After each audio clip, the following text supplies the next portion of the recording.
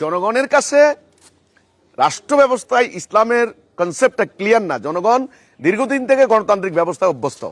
2 number, ধর্মীয় দলগুলির মধ্যে লাগালাগি, একদল আরেক দলের বিরুদ্ধে। এটার সমাধান কোনো দিনও হবে না। সমাধানের একটা রাস্তা আছে, সেটা আমি পরে বলবো।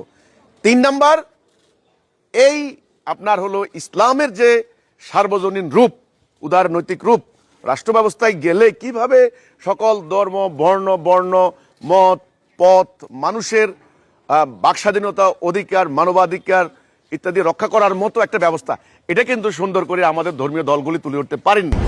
আমরা দেখলাম যে নির্বাচনে এখানে জামাত ইসলামের একটা যে রেজাল্ট এসেছে, রেজাল্টটা নিয়ে একটা বিশ্লেষণ চলছে। কেউ বলছে এটা বিজয়, কারণ অনেকগুলো আসন পেয়েছে তারা এই পর্যন্ত, আবার কেউ বলছে এটা ব্যাপক পরাজয়। আসলে এই বিষয়টাকে আপনি কিভাবে দেখছেন? দেখেন, একটা নির্বাচন তো হলো, এখন এই নির্বাচনের পরে স্বাভাবিকভাবেই জয় পরাজয়ের যে ব্যাপারটা 2 দিক থেকেই বিশ্লেষণ হবে। এখানে যার যার পক্ষে তারা ব্যাখ্যা বিশ্লেষণ, পরাজয়ের কারণ কি, আবার যারা বিজয় লাভ করছে বিজয় লাভ করার পশ্চাতে কি কি রিজনগুলো ছিল, এটা নিয়ে প্রচুর তুমুল আলোচনা সমালোচনা চলছে। তো সেটা দিয়ে যাচ্ছি না। আমার দৃষ্টিভঙ্গি থেকে যদি বলেন যে জামায়াত ইসলামীর আজকের এই রাজনৈতিকভাবে তারা আশা করছিলেন তারা ক্ষমতায় যাবেন, এই ধরনের একটা ভাইব দেওয়ার চেষ্টা করেছিলেন, বা সাধারণ জনগণেরও আশা আকাঙ্ক্ষা এই ধরনেরই ছিল। তো এখন সেটা কেন হলো না, এটা কিন্তু নিঃসন্দেহে বলা যায় যে জামায়াত অতীতের থেকে যে কোনো ভালো রেজাল্ট করেছে, এবং এটা একটা উত্থান। অনেকে বলছে জামায়াতের একটা নতুন উত্থান। সেই হিসাবে কিন্তু জামায়াতের ওই অর্থে কিন্তু পরাজয় না, কিন্তু রাষ্ট্র ক্ষমতা যেতে পারেননি। এখন এখানে 1 নম্বর যে ফ্যাক্টরটা আমি মনে করি, এখানে অনেকগুলো ফ্যাক্টরের মধ্যে আমি প্রথম ফ্যাক্টর মনে করি ইসলাম। রাষ্ট্রীয় জীবনে ইসলাম কিন্তু সবাই চায় না, সাধারণ জনগণের মনস্তত্ত্ব কিন্তু সেদিকে এখনো মানুষ মোটিভেটেড কিন্তু হয়নি। ইসলামী রাষ্ট্র ব্যবস্থার প্রকৃত কনসেপ্ট, রূপরেখা মানুষের কাছে ক্লিয়ার না। মানুষ মনে করে যে মোল্লা মুন্সিরা রাষ্ট্র চালাবে কিভাবে, এদের কোনো অভিজ্ঞতা নাই, এক্সপেরিয়েন্সটা রাষ্ট্র পরিচালনার ক্ষেত্রে। তো দীর্ঘদিন থেকে মানুষ গণতান্ত্রিক বা সেকুলারিজম, জাতীয়তাবাদী এই ধরনের বিদ্যমান চলমান রাজনৈতিক ব্যবস্থায় তারা অভ্যস্ত। তো এই দীর্ঘ অভ্যস্ততার কারণে তারা কিন্তু রাষ্ট্রীয় জীবনে ইসলামকে তেমন একটা বুঝতে পারেনি। এখানে নানান ধরনের কনফিউশন ছিল। এটা হলো প্রথম কারণ, জনগণের সামনে ইসলামের রাষ্ট্র দর্শন বা রাষ্ট্র ব্যবস্থা, যে ইসলাম রাষ্ট্র ব্যবস্থায় গেলে কি হতে পারে, এই কনসেপ্টটা নাই। 1, 2 হচ্ছে ধর্মীয় দলগুলির অনৈক্য। আপনি দেখেন, ইসলামী দলগুলো যদি এক হতে পারতো তাহলে আপনার সাংঘাতিক একটা ঘটনা ঘটতে পারত, কিন্তু এক হতে পারেননি। এটা আমি কিন্তু গতকালকে বলেছি। তারা নিজেরাই কিন্তু 4-5টা টুকরায় ভাগ হয়ে গেছেন। আপনি ধরেন কাওমি মাদ্রাসার আলেমরা একচেটিয়া, 2-1 জন বাদে একচেটিয়া তারা জামাত ইসলামীকে ভোট দিলে ইমান থাকবে না, কাফের মুশরিক ফতোয়া দিয়েছেন।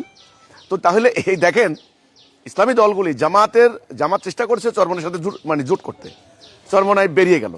একটা পর্যায়ে চরমনার কর্মীরা জামাতের বিরুদ্ধে, জামাত চরমনার বিরুদ্ধে আছে। এবার আসেন কাওমি মাদ্রাসার, এরা হচ্ছে জামাতের বিরুদ্ধে, জামাত আবার কাওমির বিরুদ্ধে। তো আপনি এভাবে যদি দেখেন, তাহলে বাংলাদেশে যারা ইসলাম চায়, রাষ্ট্রীয় জীবনে ইসলাম প্রত্যাশী, জাতীয় জীবনে, এরা তো নিজেরাই মারামারি, হানাহানি, খুনাখুনি, নিজেরাই তো এক ফেরকা আরেক ফেরকার বিরুদ্ধে। আসলে এই বিতর্কগুলি ছোট্টখাটো ব্যাপার নিয়ে, একেবারে ছোট্ট একটা তুচ্ছ মাসালাগত বা আকিদাগত বা কিচ্ছু না, নাথিং ম্যাটার। এগুলা নিয়ে তারা একেবারে দূরত্ব। দেখেন, ধর্মীয় দলগুলির সাথে তারা ঐক্য করতে প্রস্তুত না।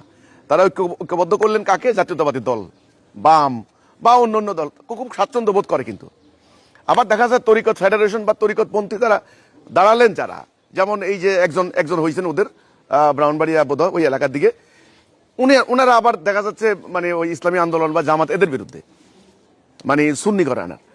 তো আসলে এটা হলো বড় সমস্যা বাংলাদেশে। এইভাবে ইসলামী দলগুলি চমক দেখাতে পারে, আমি অস্বীকার করছি না, এবং বেশ কিছু আসন পেতে পারে। এখন তো উচ্চকক্ষ হলো, উচ্চকক্ষে শুনলাম 44টা 45টা পেতে পারে। এই ধরনের একটা প্রেশার দিতে পারেন, চমক দেখাতে পারেন, প্রভাব সৃষ্টি করতে পারেন, সরকারকে ধর্মীয় ব্যাপার নিয়ে চাপ সৃষ্টি করতে পারেন। কিন্তু রাষ্ট্র ক্ষমতায় যাওয়ার মতো যে প্রেক্ষাপট, সেটা তৈরি হওয়ার জন্য লাগবে হলো ঐক্য। আর ধর্মীয় দলগুলি ঐক্যবদ্ধ হইতে পারবেন না, ওনারা ওই জায়গায়ও যেতে পারবেন না। এখন এইটা কিভাবে সমাধান করা সম্ভব?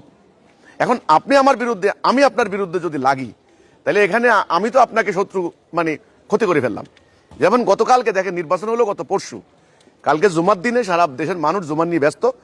কালকে খবর পেলাম কাপাসিয়ায় আপনার এই যে কি মানে গুনুবি কি নাম জানো, মাহমুদুল হাসান গুনুবি, আমরা যদি ভুল না হয় এরকম একটা নাম, একটা মৌলবী, কাওমি মাদ্রাসার মৌলবী। দেখেন দেশের অবস্থা কিন্তু এখনো স্থিতিশীল না। এই লোকটা কাপাসিয়া যায় আমাদের বিরুদ্ধে 1 ঘন্টা ওয়াজ করছে। তাহলে এখন দেখেন সমস্যাটা কোথায়। সমস্যাটা হলো এখন জামাতের কর্মীরা যদি হিজবুত তৌহিদের বিরুদ্ধে, হিজবুত তৌহিদ যদি চরমোনাইয়ের বিরুদ্ধে, চরমোনাই আমার বিরুদ্ধে, তাহলে ভাই এখানে ইসলাম বিজয়ের সম্ভাবনা নেই। আমাদের কর্মীরা অনেক জায়গায় আতঙ্কিত ছিল, যদি জামাত ক্ষমতায় আসে তাহলে আমাদেরকে নির্যাতন করবে। এটা কিন্তু লোকালি জামাতের নেতা কর্মীরা বিভিন্ন জায়গায় থ্রেট দিয়েছে। তাহলে আমি যদি অন্য একটা ইসলামী দলকে ভয় পাই, আপনি সাধারণ মানুষ বাদ দেন, ইসলামী দল যদি আমি যদি অন্য একটা ইসলামী দলকে ভয় পাই, তাহলে বামদের অবস্থা বুঝেন, সেকুলারদের অবস্থা বুঝেন, গণতান্ত্রিকদের অবস্থা বুঝেন, মুক্তমনা বিজ্ঞান মনস্ক যারা বলে তাদের অবস্থা বুঝেন, তারপরে হলো 71 চেতনাধারীদের অবস্থা বুঝেন। তো সবাই কিন্তু বিরাট সংখ্যক জনগণ কিন্তু ইসলামকে ভালোবাসে, ওরা কিন্তু কোরআনকে ভালোবাসে। আমার কথা হচ্ছে এটা, কোরআনকে ভালোবাসে, ইসলামকে ভালোবাসে, কোরআনের অবমাননা সহ্য করে না। ওকে, কিন্তু ইসলামী দলগুলির ব্যাপারে তাদের কিন্তু ভাই স্বতঃস্ফূর্ত আন্তরিক সমর্থন নাই, তারা মানে এই করতে পারছেন না। এটা অনেকগুলি ফ্যাক্টর কাজ করতেছে। আমি তো 2 নম্বর ফ্যাক্টর বললাম, ঐক্য নাই, মানে আমরা একদল আরেকদলের বিরুদ্ধে লাগা। 3 নম্বর কারণ হলো ইসলামের যে সার্বজনীন উদারনৈতিক চেহারা রূপ, এটা কিন্তু আমার ধারণা ইসলামী দলগুলি তুলে ধরতে পারেননি। নানান বিষয় নিয়ে নির্বাচনের আগে ব্যাপক বিতর্ক হয়েছে জামাতের বিরুদ্ধে। এই যে নারী সংক্রান্ত ব্যাপারগুলি নিয়ে বিতর্ক, নারী নীতি নিয়ে কেন হবে, আগে থেকেই কথাবার্তায়, আলোচনায়, আকীদায়, কনসেপ্টে পরিষ্কার হয়ে যাবে যে নারী নীতি এরকম, ইসলামের নারী নীতি উদার এরকম। তাহলে ব্যাপারটা হলো 1 নাম্বার, জনগণের কাছে রাষ্ট্র ব্যবস্থায় ইসলামের কনসেপ্টটা ক্লিয়ার না, জনগণ দীর্ঘদিন থেকে গণতান্ত্রিক ব্যবস্থায় অভ্যস্ত। 2 নাম্বার, ধর্মীয় দলগুলির মধ্যে লাগালাগি, একদল আরেক দলের বিরুদ্ধে। এটার সমাধান কোনো দিনও হবে না, সমাধানের একটা রাস্তা আছে, সেটা আমি পরে বলবো।